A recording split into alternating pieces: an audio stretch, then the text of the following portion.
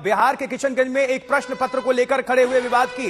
बिहार शिक्षा बोर्ड द्वारा सरकारी स्कूल के लिए स्थापित कक्षा 7 के प्रश्न पत्र में पूछा गया है कि 5 देशों चीन, नेपाल, इंग्लैंड, कश्मीर और भारत के लोगों को क्या कहा जाता है। ध्यान दीजिएगा, फिर से बता रहा हूं, फिर से पढ़ रहा हूं।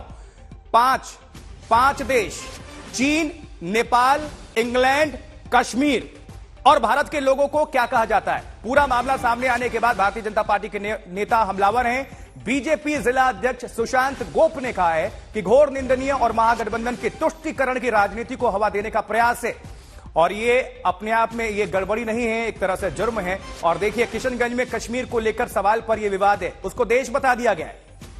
कश्मीर भारत का अभिन्न हिस्सा था, है और रहेगा। क्लास 7 के प्रश्न पत्र पर भारतीय जनता पार्टी ने आपत्ति।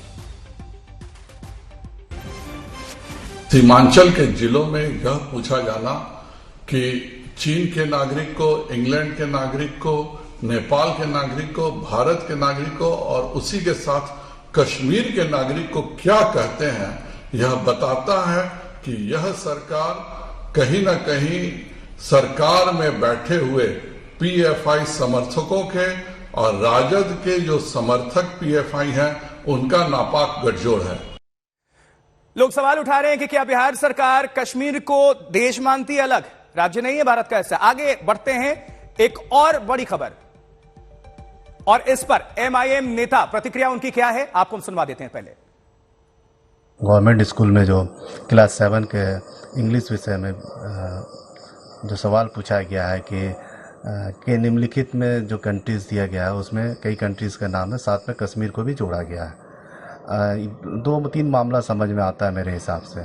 या तो ये प्रिंटिंग मिस्टेक हो सकता है या जो पदाधिकारी इस काम में लगे हुए हैं, इससे जानना पड़ेगा कि वो किस इंटेंशन से किए हैं। अगर उनसे ये भूल चूक हो गया है तो उसको सुधार दिया जाए, अगर उनसे ये जानबूझ के हुआ है तो उनके ऊपर कड़ी कार्रवाई किया जाए।